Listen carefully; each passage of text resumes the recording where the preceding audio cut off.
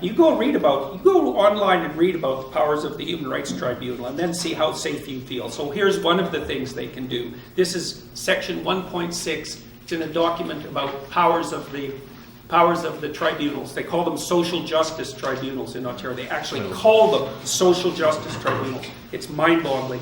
They can suspend precedent, normal legal precedent, and jurisprudential tradition in the pursuit of their aims. That's it's actually documented as one of their powers.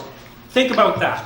Like, we live in a society that's essentially bound by the restrictions of English common law. And English common law is one of the most remarkable developments of civilization ever, period. Because in the English system, basically, the presupposition is that you have all the rights there are.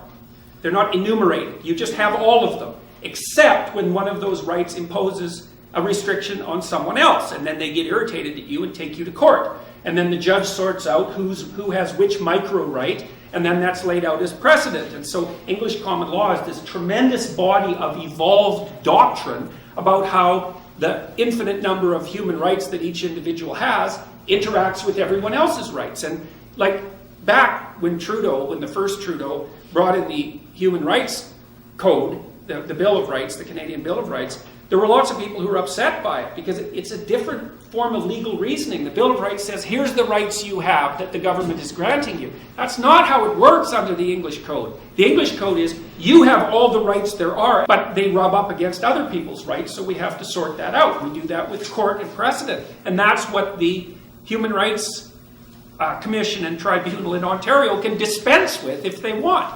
And the reason I know the reason that they put that line in there, it's because the social justice hypothesis is that the legal structures of Western civilization are oppressive, and patriarchal, and so it's perfectly reasonable to toss them over if you're in pursuit of something like social justice. It's like, that's fine, people. Sure, go ahead and do that. But if you think that you can transform what we have already now into some kind of utopia, then you're dangerous, because that isn't how the world works. And utopians have been more dangerous than any other people for the last 100 years. That's for sure. Like, there's all sorts of things wrong with Western society. Always, and there always will be. But compared to 85 to 90% of the rest of the planet, this is bloody heaven. And that's why people want to move here.